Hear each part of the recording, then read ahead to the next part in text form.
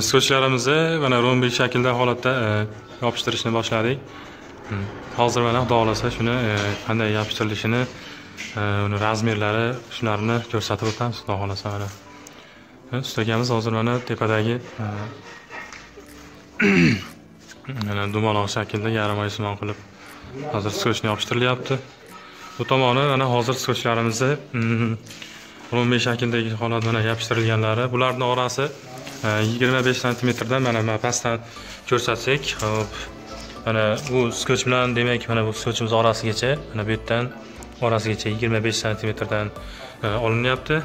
Keyin bu tomoniga ham shunaqa 25 cm dan qilib tortilgandan keyin o'rtada rombik shakl hosil bo'ladi. Hozir buni ustidan mana bu yonidagisi mana skochning ustidan travertin tortilgan holati, hali selgib qurigani yo'q mana. Tekis holatda tortib qo'yiladi. Keyin ustidan travertinimizni bundan ko'ra ochroq turini sepib ozgina bezab beriladi. Hozir mana ustalarimiz hozir skochlarni yopishtirishni davom etyapti.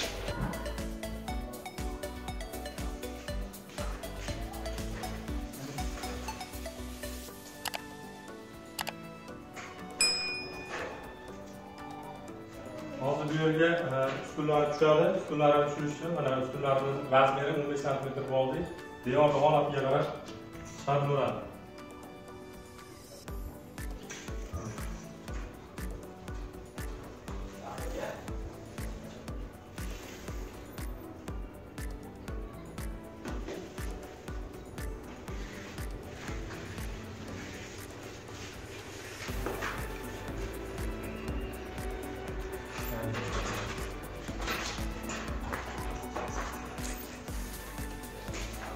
Rahat. Kişiyle takip edemez mi? Bıçak. Kişiyle takip bıçak.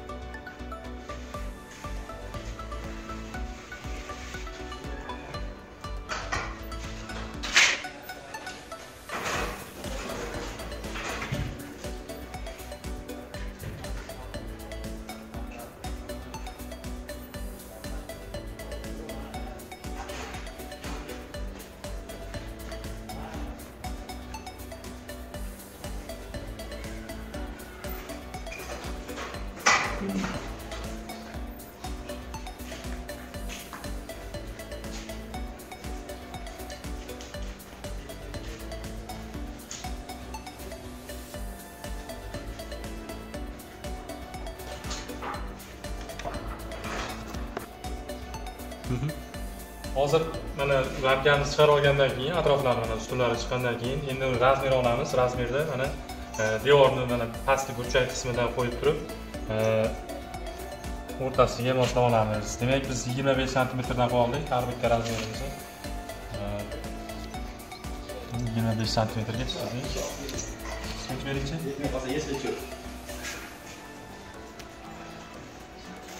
Skochlarimizni mana yopishtirishda mana to'g'ri holatda yopishtirib, keyin buni razmerda mana davom etamiz.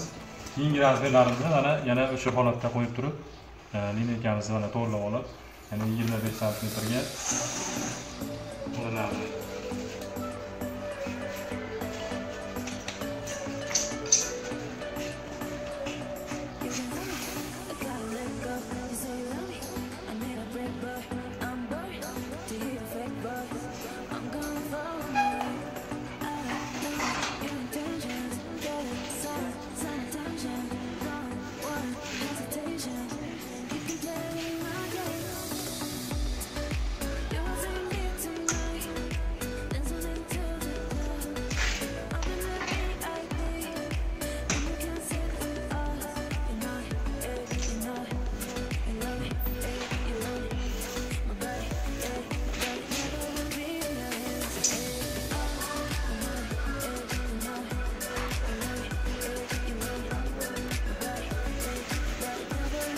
Şurada devam etamiz. Ko'chlarimizni shunaqa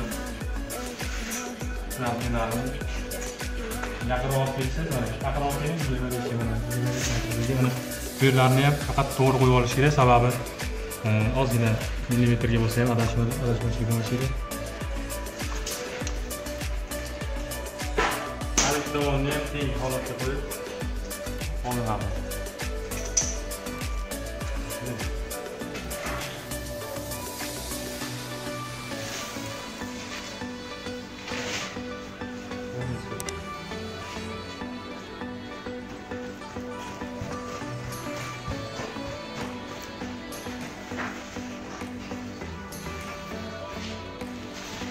Ko'zlarimizni osonroq yopishtirishdi.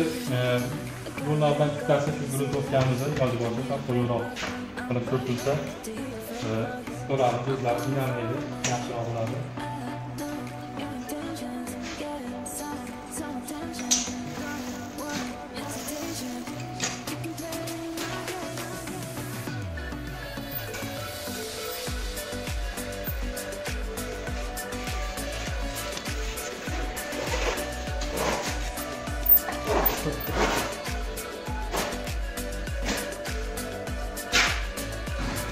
Mana bir tomonini so'zlarimizda faqat mana bir tomondan qaratib yopishtirib bo'ldik. Pastlari ham. Endi buni ikkinchi tomonga qaratib yopishtirishni boshlaymiz. Buni razmerini endi qarama-qarshi tomondan mana bu tomondan razmer olishni boshlaymiz. Bu so'zlarimizda birinchi razmerini bu tomondan narigi tomonga buklaydi olganmiz. Yana xuddi o'sha shaklda qo'yib olamizda 25 sm qo'ydik.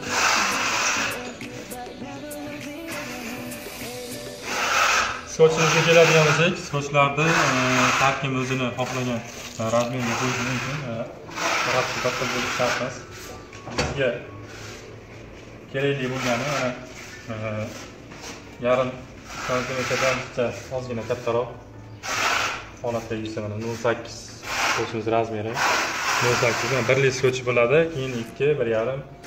Xullas har kim o'zini xohishiga qarab, devorning holatiga qarab, fasoniga qarab ishlataveradi.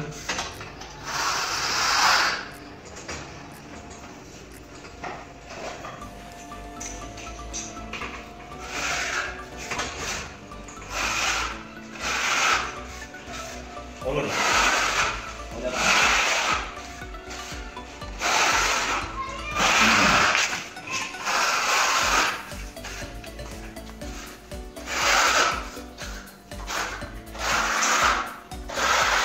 Ikkala tomonlarni ham razmer bir xil bo'lgandan keyin unday rombiy shakl hosil bo'ladi. Ko'zlarni yoptirishni davom etamiz.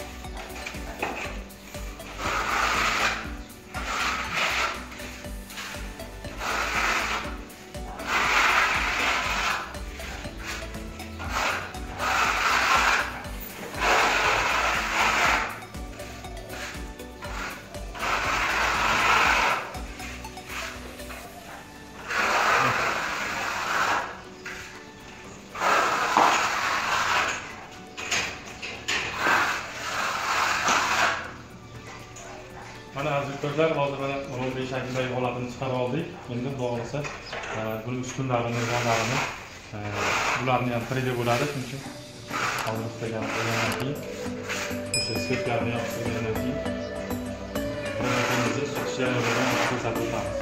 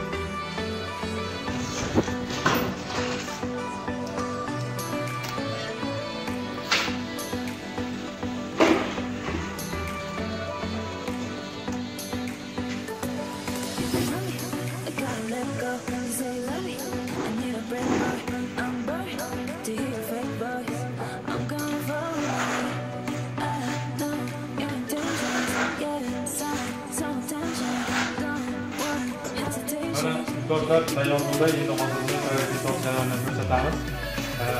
Bizda avvalroq aytganimizdek, hisoblarimizga va'da bergan edik, natijalar o'zgardi.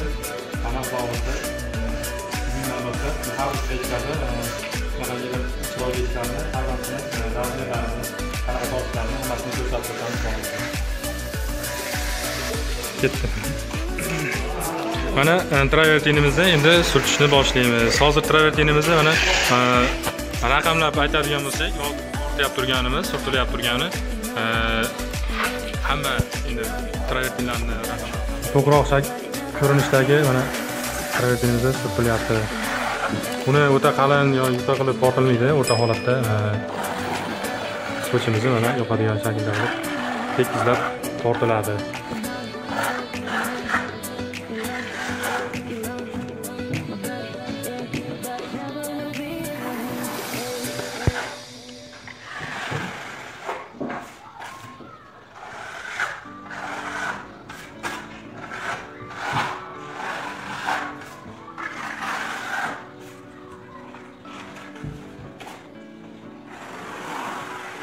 Travertinimizni qo'yiq suyuq holatini so'raydiganlar bo'lsa, travertinimizni o'sha tayyor holatda bo'ladi bo'lsa, mikserda aralashtirgan vaqtda o'rta bir suyuq qilib yuborilmaydi. O'rta holatda qilib tayyorlab olsa, uni surtish uchun juda ham qulay bo'ladi. Qo'yiq holatda bo'lsa, ustalarimiz ozgina qiynab qo'yadi, keyin travertinimiz tez selgib qolish ehtimoli ham bo'ladi. Shuning uchun o'rta holatda qilib tortgan yaxshiroq va qulayroq bo'ladi.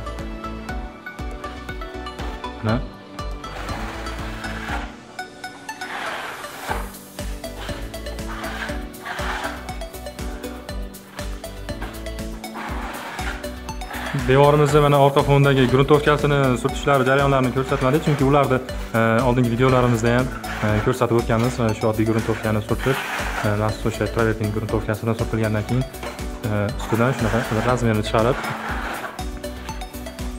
travertinni ana surtish jarayonini ko'rsatib o'tyapmiz.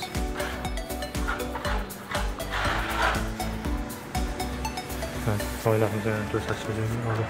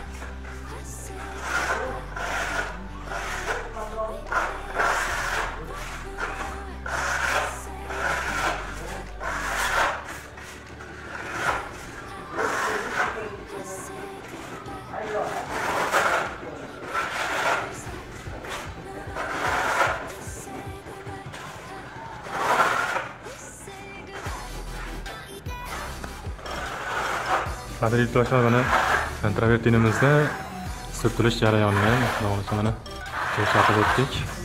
Ozgina qoldi, ko'tariladi. Demak, tekis holatda qilib tortib oldik mana sochlarimizni o'rtamini.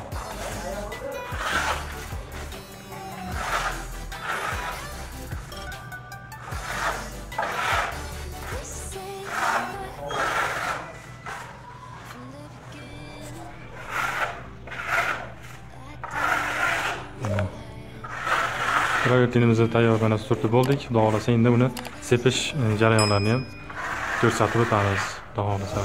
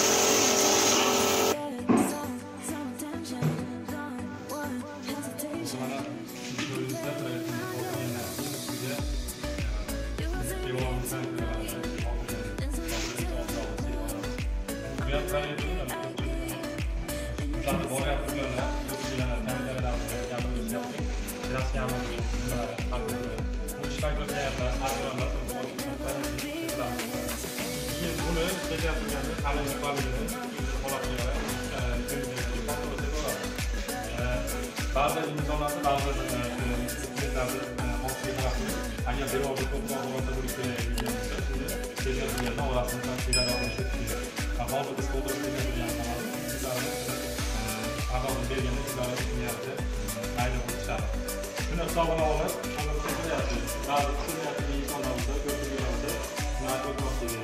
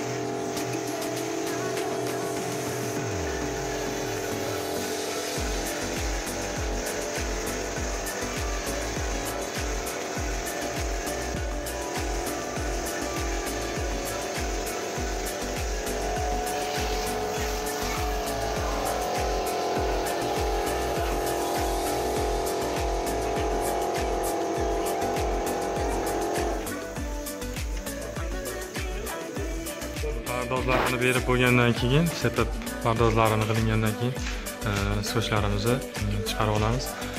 Osonroq bo'ladi. Keyin popitda ozgina qiyinchilik tug'dirishi uchun sepilgandan keyin skochni usti nam bo'lganda ozgina olish osonroq, ko'chirish osonroq bo'ladi skochlarimizni.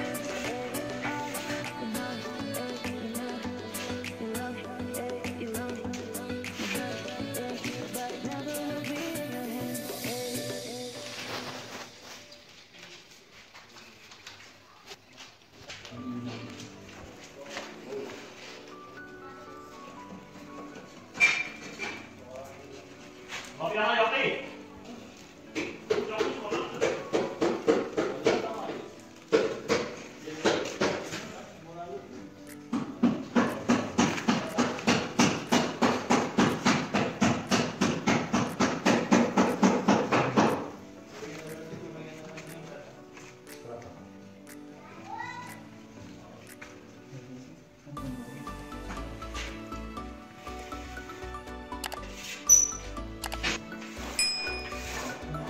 Tomonlarimizni pardozlash ketyapti. Hali travertinimiz seligani yo'q. Ozgina singandan keyin pardozlar beriladi. Mana bu tomonga o'xshatib tekislanadi.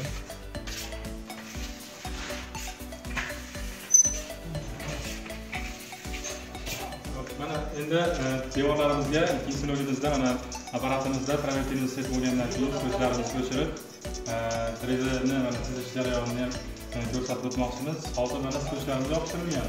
Bunday shaklda yopishtirilgani mana. Hop, buni tepa qismiga mana oq rangdagi mana emulsiyadan foydalansa bo'laveradi. Bunga ozgina rang qo'shib, demak mana oq chiziq, o'sha oq chiziqlar mana tepa qismini chiziladi. Endi bunga soya beradigan tomonlarini mana demak bu tomoniga pastki qismiga mana karishniy svetda mana oldingi videomizda ham aytdik, kafeniy rangdagi shu kollardan foydalansa bo'laveradi. Ochroq svetdagisidan foydalansa bo'laveradi. Ozgina shu kollarlarimizga ozgina lakdan qo'shsak, rangni o'zini holatini ham yo'qotmaydi. Keyin ishlarda mana chizib bo'lgandan keyin ustidan lak surtilganda ham bu ranglarimiz o'chmasdan, o'zini holatini yo'qotmasdan turadi. Hozir mana shu ko'rinishda mana xuddi shunaqa qilib chiziladi.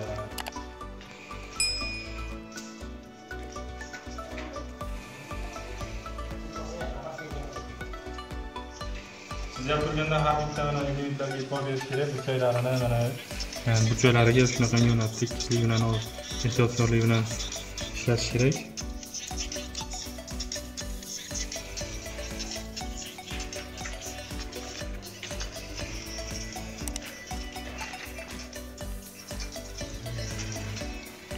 Shu ko'rinishda mana bu tomonlarni ham hammasi chiziladi, 3D'larimiz.